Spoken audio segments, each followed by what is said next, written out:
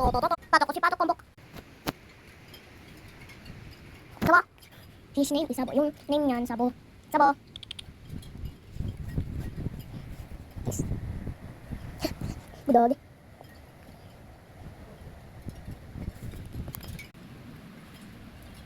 Saka, ito nga pala yung original na skateboard ko.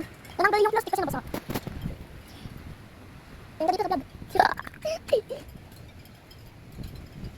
Budog siya, no, guys. Mag-comment. So, nakakabit na nga po siya. Ulit na daw ako.